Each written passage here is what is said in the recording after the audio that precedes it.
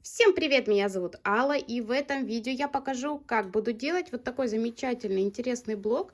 Делается он очень легко, быстро, но есть нюансы, как сделать его так, чтобы все вершинки смотрели в одном направлении и он был ровным.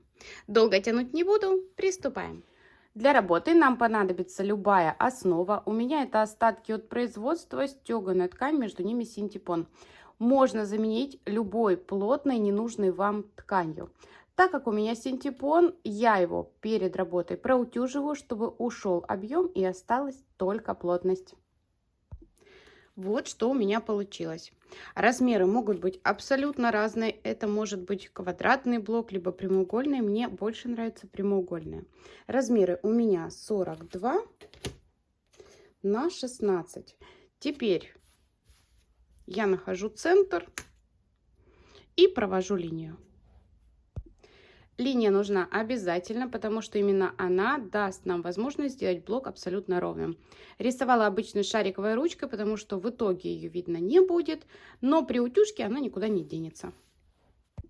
Также я подготовила разные джинсовые ткани. Это у меня все старые джинсы. И нарезаю полоски. Полоски могут быть абсолютно любой ширины. У меня это 4 сантиметра.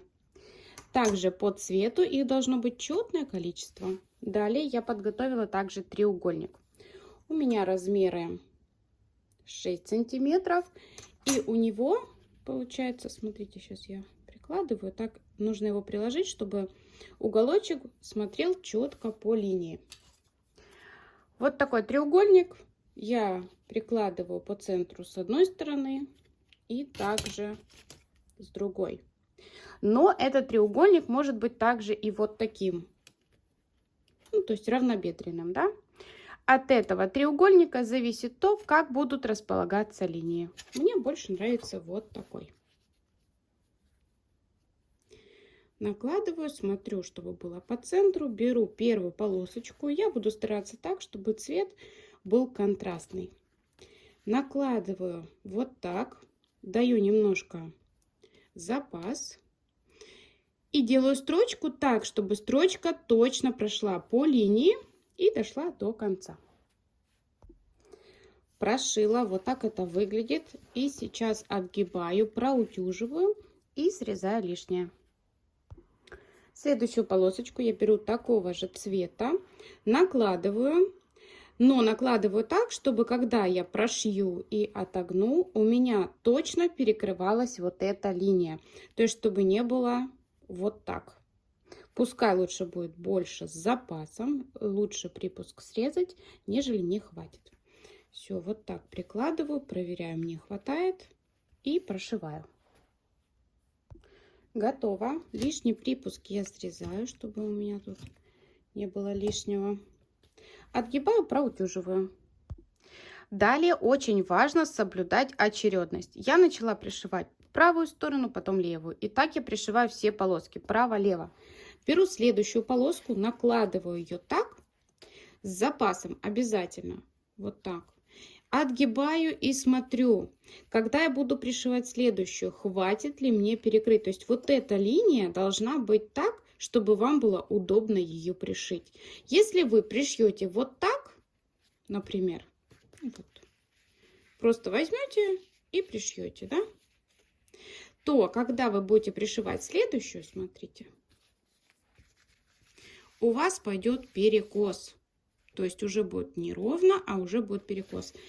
И поэтому накладываем с запасом и прошиваем. Припуски вот эти все лишние лучше срезать, чем будет кривой блок. Еще один момент. Смотрите, я когда пришиваю, я не делаю строчку от самого края. Я делаю, главное, чтобы я пересекала линию от линии и сюда. И далее следующую, когда я пришью, вот,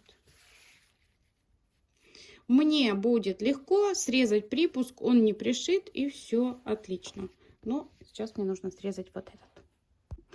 Также еще я обращаю внимание, если вот джинсовая ткань вот такая, я смотрю, какая попала у меня сюда, на правую сторону, такую же использую и на левой.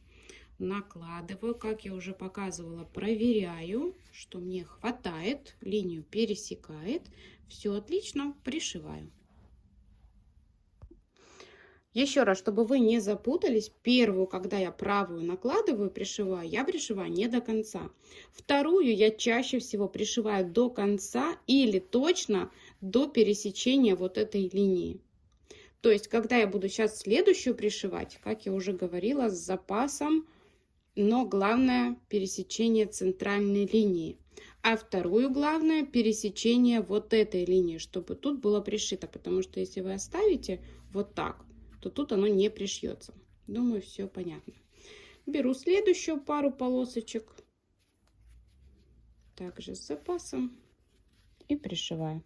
Так, продолжаю полностью весь блок. Еще на что хотела бы обратить ваше внимание, когда вы пришиваете пару полос, каждый раз смотрите или проверяйте вот так. Вот прикладывайте и смотрите, чтобы все вершинки у вас были по центру. Это важно. Если у вас смещается центр, весь блок будет тоже смещаться. Это будет не очень красиво. Блок мой готов. Вот так он выглядит. И результатом, конечно же, я очень довольна. Вот так выглядит изнанка и лицо. Я встречала несколько названий этого блока. Кто-то говорит, это елочка, кто-то говорит паркет. Не знаю, у меня это указатель. Вот, что бы мне ни говорили, стрелочка, указание какого-то направления. Такой блок я использовала в пошиве вот этой сумки. Вы видите сейчас ее на своих экранах. Возможно, вы видели видео, где ее показывала, но мастер-класс многие просили, я сделала. А именно этот блок я планирую использовать в большом джинсовом проекте, но о нем я расскажу чуть позже. На этом видео подошло к концу. Если вам понравилось, поставьте лайк, напишите комментарий, а также подписывайтесь на канал, если вы еще не подписаны. Ставьте колокольчик, чтобы не пропускать новые ролики и видеть их первыми. Также, если у вас остаются какие-то вопросы, всегда можно написать мне личное сообщение. Все ссылочки на свои соцсети я оставлю в описании под этим видео. На сегодня все. Всем пока-пока!